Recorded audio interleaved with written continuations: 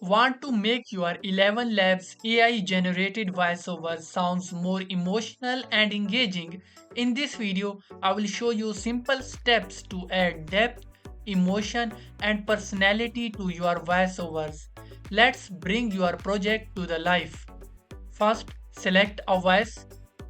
You can select the voice from voice and then library.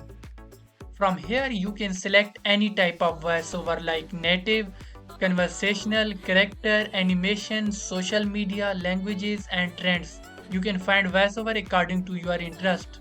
Go to text and speech. Here is our text. So what we have to do, we will generate the voice first. I can't believe you have done this. Okay, now change the stability and again generate it. I can't believe you have done this. A bit more clear. Again. I can't believe you have done this. Much better.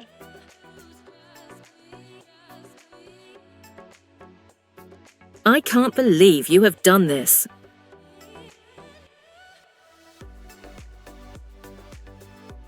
I can't believe you have done this. Looking much better. I can't believe you have done this. So you can play with these stability settings and make the voice more emotional.